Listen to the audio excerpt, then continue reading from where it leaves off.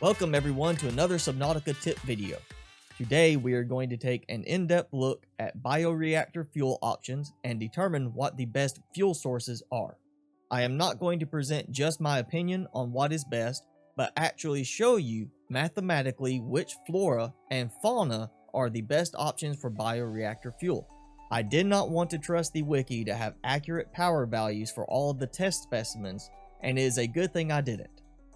I found while testing that a few specimens provide a different fuel value now in the 1.0 version of the game than what the wiki had listed as I was testing. In order to test this, I created a simple base consisting of a single multi-purpose room with a bioreactor. Because bioreactors can only store 500 energy at a time, this posed a problem with testing some of the creatures in the game as they can produce more than 500 energy. To counter this, I needed a way to drain off a fixed amount of energy. Because normal base operation of producing oxygen and keeping the water outside does not drain power, I decided to use a power cell charger. A fully drained power cell will require exactly 200 energy to restore it back to full capacity. So I drained and stored 2 empty power cells in my inventory for this purpose. I also created a secondary, separate multi-purpose room base to house an alien containment for hatching the eggs so I could test the different creatures in the game. Once I had everything set up, I saved my place, allowing me to simply reload the game in order to reset everything and test another specimen. I have included a spreadsheet of my results for which you will find the link below. Because different specimens take up different inventory space values, I wanted to make sure everything was measured appropriately. So the third column of the spreadsheet lists the total power produced by a single specimen, and the fourth column lists the per single inventory slot power value. I decided I would also measure the time it took to compost a single specimen and found that the bioreactors produce power consistently at a rate of 1 energy per 1.2 seconds until the 500 energy limit is reached. The last 2 columns of the spreadsheet show you the time in minutes that it will take to consume a single specimen and the time the bioreactor will take to consume all when filled to capacity.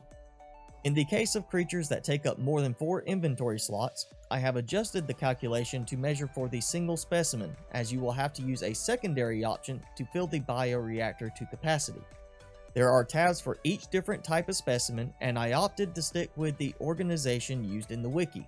I tested all flora, fauna, and eggs in the game that are available without requiring the use of a console command to spawn them in. That means entities such as reefbacks are excluded from the test results. For today's video, however, I will be focusing on farmable fuel options specifically, which means we are going to ignore items such as creature eggs. So now, after my many game save reloads for testing, let's look at the best bioreactor fuel sources in the game. So the 3 best plant options for bioreactor fuel based on their power value per single inventory slot are the gel sack, both acid and deep mushroom, and the speckled rattler. Of all the creatures in the game, the best fuel options are the oculus, the reginald, and tied in third, the eye, garyfish, peeper, red eye, and spadefish. Again, the power values shown here are for the power provided per single inventory slot. Now, just because these are the best fuel options mathematically, it doesn't make them the best options as far as farm ability. My preference for the plant-based fuel options are the gel sacks due to having the highest power value of all plants if you don't mind replanting a lot. If you are looking for something that doesn't require a lot of replanting and is just easy to harvest, then I feel the next best option falls upon the lantern fruit. Taking up 4 inventory slots, a bioreactor can be filled with 4 lantern fruit, which will produce a total of 840 power. If you do not have an aversion to using poor fish as compost, then the fauna of the game provide even better power.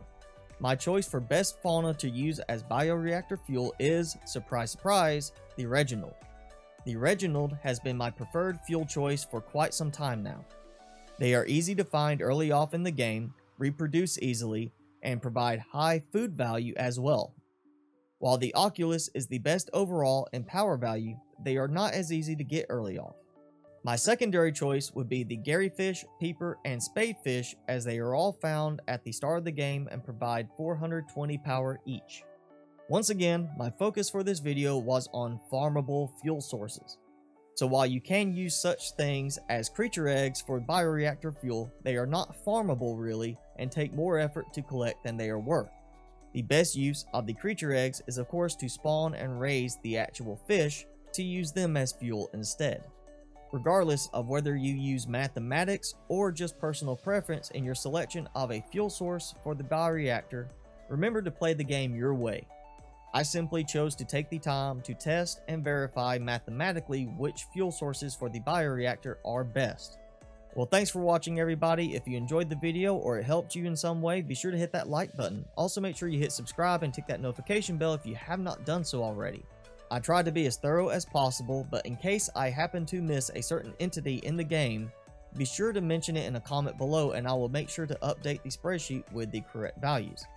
Well, as always, I am your host, Mr. Spicy. Thanks again for watching, everyone. Be sure to keep those bioreactors filled up, and I will see you in the next video.